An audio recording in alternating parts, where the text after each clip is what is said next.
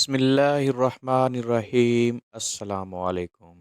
नाज़रीन कराम, हज्जाज बिन यूसुफ की इबरतनाक मौत के साथ साथ इसकी ज़िंदगी में इसके साथ एक वाक़या ऐसा भी हुआ कि जिसने इसके गुरूर और तकब्बर के पुतले को ज़मीन पर दे मारा।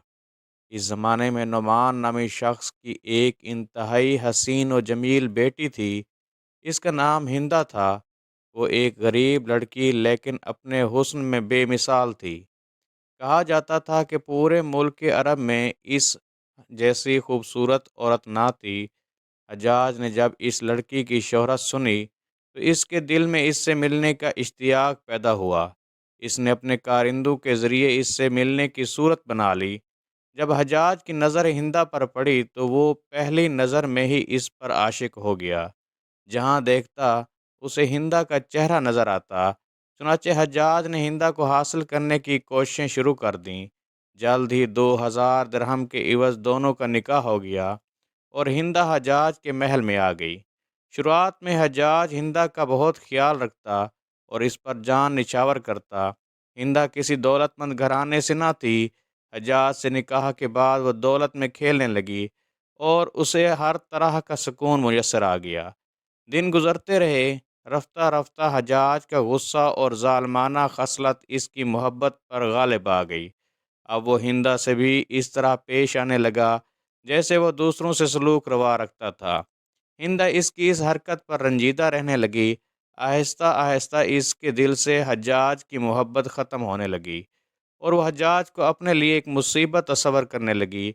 उधर हज्जाज हिंदा को रंजीदा देखकर इस पर और ज़्यादा सख्ती करने लगा। जब हज्जाज का दिल हिंदा से बिल्कुल उकता चुका, उसने इंतहाई ज़िल्लत के साथ अब्दुल्ला बिन ताहिर के ज़रिए इसे 2000 दिरहम भेजे और कहलवा भेजा कि मैंने तुझे तलाक दी, तेरे महर के 2000 दिरहम तुझे भिजवा रहा हूँ। अब जहाँ तेरा दिल करे चली जा।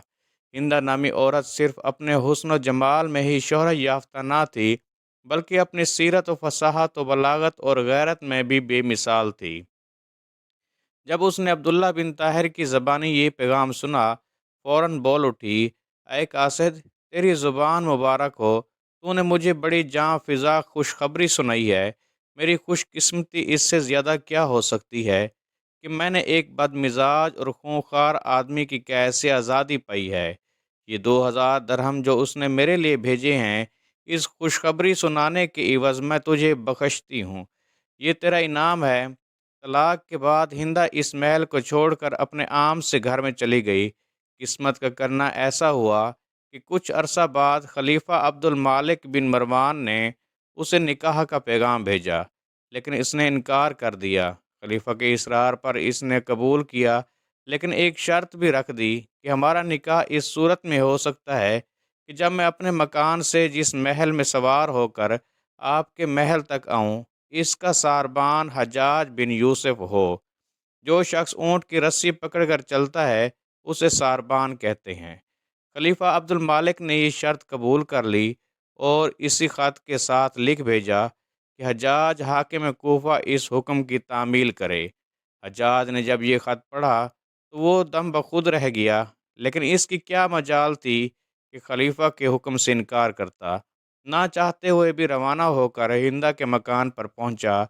हिंदा और इसकी सहेलियां जब अपने अपने महमल में थीं और हज्जाज शाही पोशाक पहने महमल के करीब आया और सारबानों की तरह हिंदा के ऊँट की महार पकड़कर पैदल चलने लगा। हिंदा के मुलाजिम और उसकी सहेलियां तमाम रास्ते उसे छेड़ते रहे, मगर वो खामोश चलता रहा। जब शाही महल करीब आया तो हिंदा ने एक सोने का सिक्का नीचे फेंक दिया और हज्जाज से कहा, ऐ सारबान, हमारा एक चांदी का सिक्का ज़मीन पर गिर गया है, उसे उठा दो। हज्जाज ने महार रोक ली और सिक्का उठाया तो वो चांदी का नहीं बल्कि सोने का था। कहने लगा, हजूर, यहाँ चांदी का सिक्का तो नहीं, ये सोने का सिक्का है। हिंदा ने वो सिक्का उसके हाथ से ले लिया और अपनी सहेलियों से कहने लगी, मुझे कसम है, मेरे हाथ से चांदी का सिक्का गिरा, लेकिन बाद में वही सिक्का सोने का बन गया। हज्जाज ये बात सुनकर बहुत खफीफ हुआ, लेकिन खलीफा की बीवी के आगे दम न मार सका। कहते हैं कि एक औरत से जलील होने का दुख हज्जाज बिन यूसुफ को उसकी सारी ज़िंदगी सताता रहा। दोस्तों, اللہ سے دعا ہے کہ وہ ہمیں ظلم سے بچائے اور لوگوں کے ساتھ حسن سلوک کے ساتھ پیش آنے کی توفیق عطا فرمائے۔ آمین۔